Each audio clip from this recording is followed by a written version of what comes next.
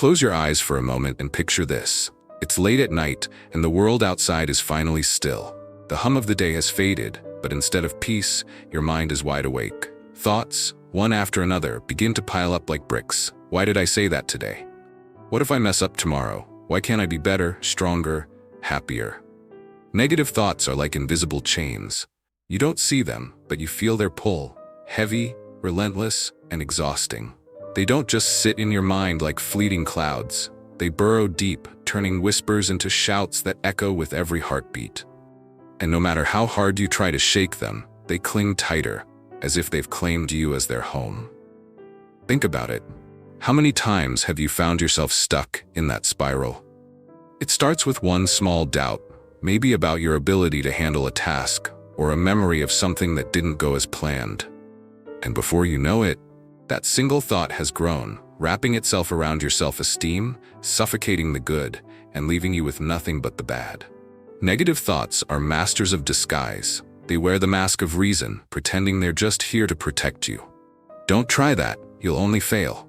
Stay quiet, they'll think you're stupid. Don't get your hopes up, you'll just be disappointed. But beneath that mask, there's fear, plain and simple. Fear of rejection, fear of failure, fear of not being enough. But here's the cruelest part.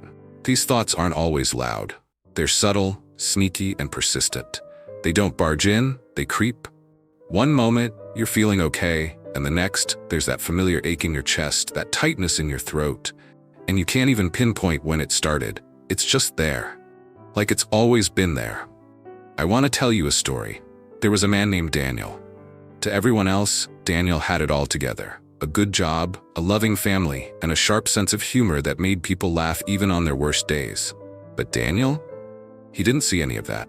Every success felt like luck. Every compliment felt undeserved. And every mistake, no matter how small, became proof that he was a fraud. He'd lie awake at night, replaying conversations, dissecting his every word. Did I say something wrong? Do they think I'm an idiot? Even in moments of joy, there was a shadow, a voice reminding him it wouldn't last. And so, Daniel lived with these invisible chains, convinced that this weight was just a part of who he was. Does Daniel's story sound familiar? Maybe it's not exactly the same, but chances are you felt a version of it. Because the truth is, we all do. At some point in our lives, we've all carried those chains, believing the lies our minds whisper to us. But here's what I need you to know. Those chains, they're not unbreakable. They feel permanent. Sure, they feel like they've been there forever. But they're not. And the first step to breaking free is seeing them for what they are. Because those thoughts, those chains, they're just that. Thoughts, not facts, not reality, just thoughts. And like any chain, they can be broken. So let me ask you, what's the one thought that's been weighing you down? Can you name it? Can you say it out loud? Because once you do, once you shine a light on it, you've already taken the first step to loosening its grip. Negative thoughts want you to feel alone. They thrive in darkness. But when you speak them, when you see them for what they are, they start to lose their power. And I promise you, the weight you've been carrying, it's not yours to hold forever. It's strange how your inner world can shape the way you see everything around you. When your mind is filled with negative thoughts, it's as if the world starts reflecting them back at you. A glance from a stranger feels like judgment. A quiet reply from a friend becomes a sign of rejection. Even the silence in your home feels like a reminder of what's missing. When your mind tells you you're not enough, it's hard to see anything else. The world becomes a mirror, reflecting the stories you've been telling yourself all along. Let me paint a picture for you. Imagine a woman. Her name is Emma. To anyone looking from the outside, Emma seems like she has it all together. She's successful, dependable, and always there when someone needs her. But Emma has a secret. Every morning when she looks in the mirror, she doesn't see her accomplishments. She doesn't see her kind heart or her brilliant mind. What she sees are flaws. You're not as smart as they think you are. The voice in her head tells her. They only like you because they feel sorry for you. And no matter how many times someone tells Emma she's amazing, it doesn't matter. Her inner world is too loud, drowning out their words. It's exhausting, isn't it? To live in a world where kindness feels like pity, where praise feels undeserved, and where love feels like charity. But here's the thing. It's not the world that's unkind to Emma. It's the reflection her mind keeps showing her. Have you ever felt that way? Like no matter how much good surrounds you, all you can see is what's wrong? It's like wearing glasses smudged with negativity. No matter how bright the light is, it always looks dim. But here's the twist. What if the mirror isn't broken? What if it's the way you're looking at it? You see, our thoughts are powerful. They shape the way we interpret everything. A missed text becomes a sign someone's upset with you. A coworker's success becomes proof you're falling behind. Even a sunny day can feel heavy if your mind is clouded. But what if I told you this doesn't have to be permanent? What if I told you that the way you see the world can change? It starts with one simple idea. Your thoughts are not facts. Read that again. Your thoughts are not facts. They're stories your mind tells you based on fear, past experiences, and insecurities. And just like any story, they can be rewritten. Take Emma, for example. One day, something shifted for her. She was scrolling through her phone, lost in her usual thoughts of inadequacy, when she came across a post that said, "Don't believe everything you think." It hit her like a bolt of lightning. She had spent so much time trusting her negative thoughts, she had never stopped to question them. The next time she caught herself thinking, "They're only being nice because they feel bad for me," she paused. She asked herself, "Is this really true, or is this just how I feel right now?" That one moment of questioning started a ripple effect. It didn't change everything overnight, but it was a crack in the wall her mind had built.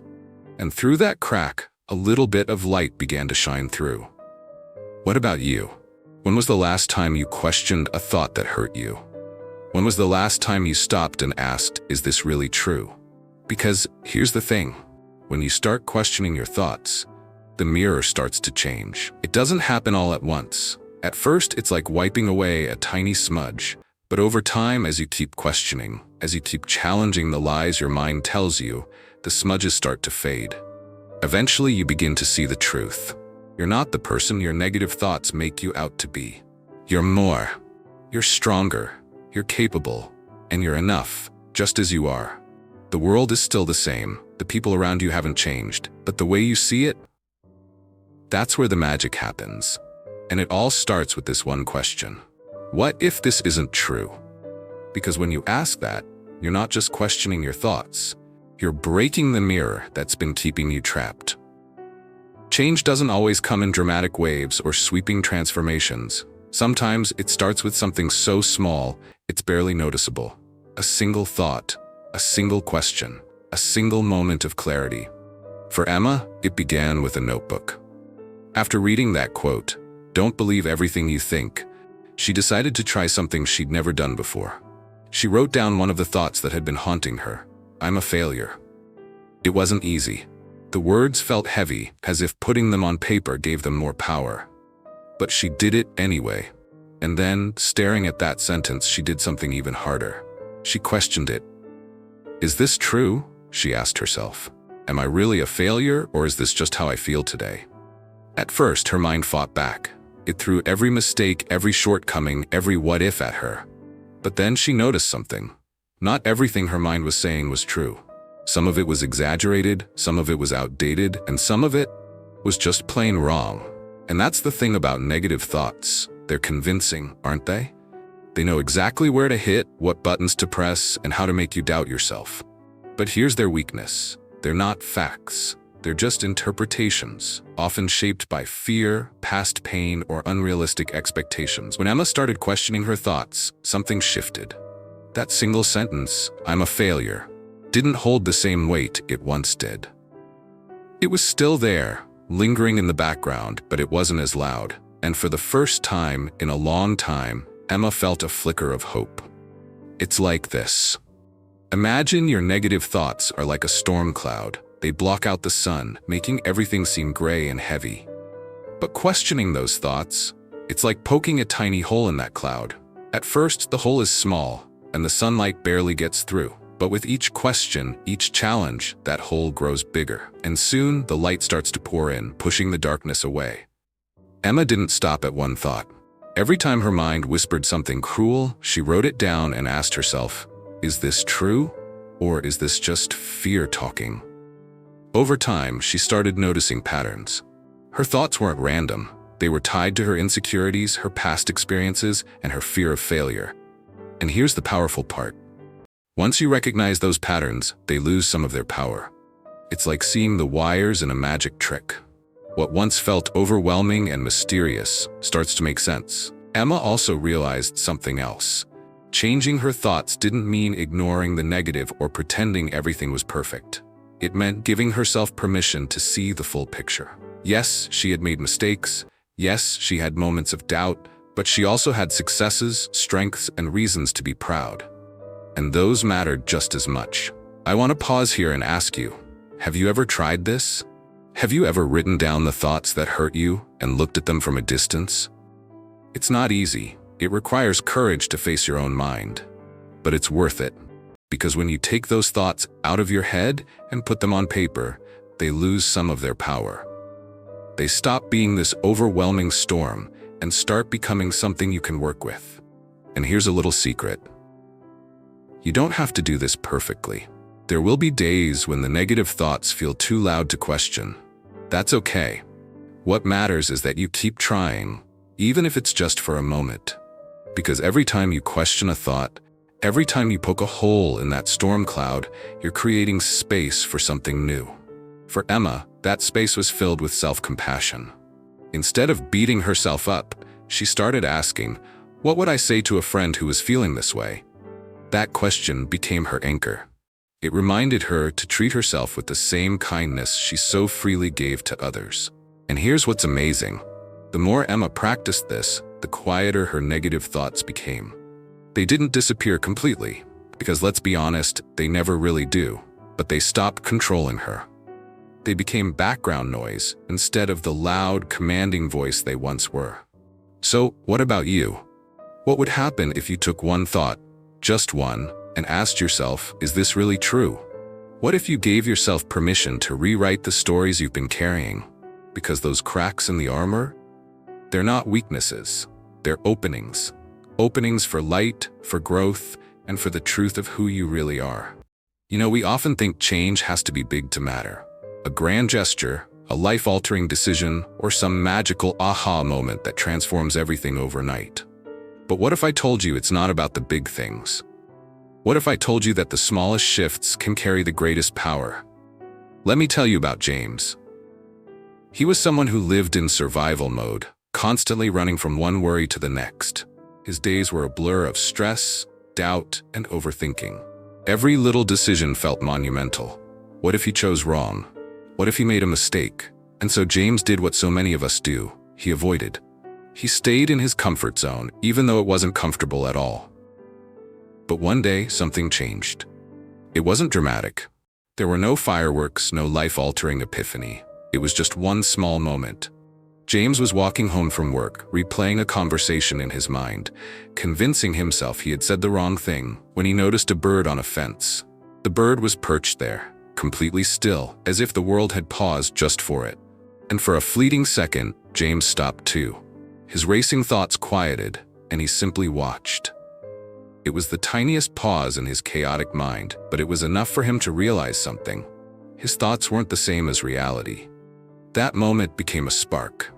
The next day, when his negative thoughts started up again, he caught himself. He didn't stop them completely. That would have been impossible, but he paused just long enough to ask, do I really need to think about this right now? And that was it. A tiny shift, barely noticeable to anyone else, but monumental for James. Because that one pause became 2, then 3, and before he knew it, he was starting to reclaim moments of his day. You see, the power of small shifts lies in their ability to build momentum. You don't have to overhaul your entire life to make a difference. Sometimes, it's as simple as catching one negative thought before it spirals, or taking one deep breath when you feel overwhelmed, or choosing to focus on one thing you're grateful for, even if it feels small or silly. These tiny acts may not seem like much in the moment, but over time, they add up. They create space where there was once only noise. They remind you that you are not your thoughts, that you have a choice in how you respond to them. James began practicing what he called his tiny wins. Each day, he would write down one small thing he did to take control of his mind. Some days, it was as simple as pausing to drink his coffee without distractions. Other days, it was choosing to speak up in a meeting, even though his inner critic told him to stay quiet. And here's the thing, those tiny wins gave James something his negative thoughts could never offer: hope. Because every time he proved to himself that he could take even the smallest step forward, he chipped away at the lie that he was stuck. Think about it this way. Imagine you're standing in the middle of a dark forest, feeling lost and overwhelmed. You don't need to find the exit all at once. All you need to do is take one step in a new direction. Just one, and then another, and another. It's not about reaching the destination immediately. It's about proving to yourself that you can move, that you're not as stuck as you think you are. For James, those small shifts didn't just change his days, they changed his life. He stopped waiting for the perfect moment to feel better and started creating moments of peace, one tiny step at a time. And eventually, those steps led him out of the forest. So what about you? What's one small thing you can do today to loosen the grip of your negative thoughts? Maybe it's writing down one thing you're proud of. Maybe it's taking a 5-minute walk without your phone. Or maybe it's simply telling yourself, I'm trying, and that's enough. Because the truth is, it's not the size of the step that matters, it's the fact that you're taking it. And every step, no matter how small, brings you closer to the light. There comes a moment when you realize something powerful. You don't have to keep living the same story. The chapters that have already been written, the mistakes, the regrets, the moments that keep replaying in your mind, they don't define the story's end. You are the author. And every day, every thought, every choice is an opportunity to write something new. Let's talk about Lily. She's someone who carried her past like a heavy suitcase, dragging it with her wherever she went. She didn't even notice the weight anymore because it had been with her for so long. But it was there. In the way she hesitated to trust, in the way she stayed quiet when she had so much to say, in the way she told herself, this is just who I am. Her past was full of moments that taught her to doubt herself. A harsh word from a parent that left a scar. A betrayal that made her question her worth. Failures that felt like proof she would never be enough. Each of these moments became a page in her story, and over time she started to believe the narrative they created. But one day, something happened that changed everything. Lily was talking to a friend about a tough decision she had to make. She said, I just don't think I'm strong enough to handle this. Her friend looked at her and said, Lily, don't you see? You've been handling hard things your whole life. Those words hit her like a wave. She had spent so much time focusing on the moments when she fell, she had forgotten about the times she got back up. She had been so busy rereading the chapters of her pain, she hadn't noticed the ones that showed her resilience. And that's when Lily realized something. Her story wasn't finished. She didn't have to be defined by the chapters she wished she could rewrite. She could start a new one. Lily began with small steps. She wrote a letter to herself, listing all the times she had been stronger than she realized. She started saying no to things that drained her, even though it felt uncomfortable at first. She even set aside time each week to do something that brought her joy, just for her. It wasn't easy. There were days when the old story crept back in, whispering that she wasn't good enough, that she would fail again. But Lily didn't let those whispers stop her. She reminded herself, this is just one chapter. It's not the whole book. And isn't that true for all of us? The pain, the setbacks, the moments we wish we could erase, they're part of the story, but they're not the whole thing. We get to decide what comes next. Imagine you're standing in front of a blank page. It's intimidating, isn't it? That space can feel like pressure. But it's also possibility. It's a chance to write the kind of story you want to live. Maybe your next chapter is about learning to forgive yourself. Maybe it's about chasing a dream you've been too scared to admit you have. Or maybe it's simply about letting yourself rest. About realizing that you don't have to earn your worth, it's already yours. Whatever it is, remember this. Your story is yours to write. No one else gets to hold the pen. Not the voices in your head, not the people who doubted you, not the mistakes you've made. just you. As Lily's story unfolded, something incredible happened. She started to see herself differently. She wasn't just someone who had been hurt, she was someone who had healed. She wasn't just someone who had fallen, she was someone who had risen. And so are you. Your thoughts might try to tell you otherwise. They might try to pull you back into the old story, the one that says you're not enough, that things will never change. But every time they do, you have a choice. You can let those thoughts dictate the story, or you can take a deep breath, pick up the pen, and write something new. So let me ask you, what kind of story do you want to tell? Because at the end of the day, it's not about erasing the past. It's about seeing it for what it is, part of the journey, not the destination. It's about realizing that even in the darkest chapters, there's light waiting to be found. And most importantly, it's about knowing that no matter how your story started, you have the power to shape how it ends. The question isn't whether you're strong enough to change your story. You are. The real question is, are you ready to believe it? If this message spoke to you, take a moment to reflect. Write down one thing you'd like to include in your next chapter. And if you're ready to take that first step, share your thoughts in the comments.